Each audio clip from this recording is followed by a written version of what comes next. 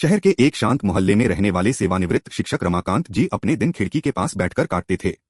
वर्षों की नौकरी, बच्चों के अपने अपने रास्ते चुन लेने और पत्नी के बिछड़ जाने के बाद उनका घर आवाजों से खाली हो चुका था। एक ठंडी सुबह उन्होंने दरवाजा खोला तो दहलीज पर एक दुबला पतला, मिट्टी से सना हुआ गूंगा आवारा कुत्ता बैठा था।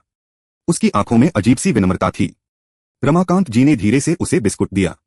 कुत्ते ने पूंछ हिलाई। यही उनका पहला संवाद था, बिना शब्दों का। अगले कई दिनों तक वह कुत्ता रोज उनके घर के बाहर आने लगा। रमाकांत जी उससे बात नहीं करते थे और कुत्ता बोल नहीं सकता था, फिर भी दोनों के बीच मौन में ही एक पहचान बन गई।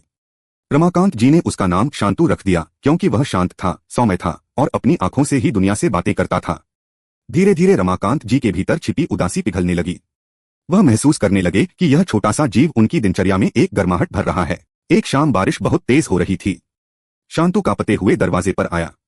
रमाकांत जी का मन पिघल गया। उन्होंने उसे पहली बार घर के भीतर बुलाया। शांतु ने भीगी देह को सिकोड़ा और कमरे के कोने में बैठ गया।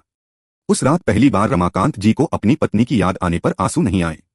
वे समझ गए कि लोगों को ठीक करने के लिए हमेशा शब्दों की जरूरत नहीं होती, कभी कभी केवल उपस्थिति ही काफी होती है। अब शांतु उनके हर कदम का साथी बन गया। सुबह की चाय, अखबार, पार्क की सैर, सब कुछ उसके साथ होता। पड़ोसी भी इस अनोखी जोड़ी को देखकर मुस्कुरा देते थे। रमाकांत जी के भीतर का खालीपन धीरे धीरे भरने लगा। उन्होंने पाया कि उम्र चाहे कितनी भी हो जाए, नया रिश्ता जीवन में नए रंग भर सकता है, बस मन को थोड़ा सा खुला रहने की जरूरत होती है। एक दिन पड़ोस के बच्चे शांतु के लिए छोटी सी लाल पट्टी लेकर आए। रमाकांत जी ने वह पट्टी उसके गले में बांधी।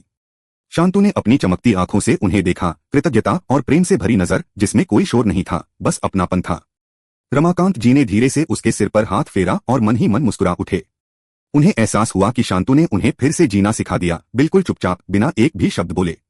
और इस तरह दो टूटे हुए मनों ने, एक बूढ़े इंसान ने और एक मूक कुत्ते ने, एक दूसरे को पूरा कर दिया। यह थी उनकी एक निःशब्द लेकिन गहरी, सच्ची और जीवनदायी मित्रता।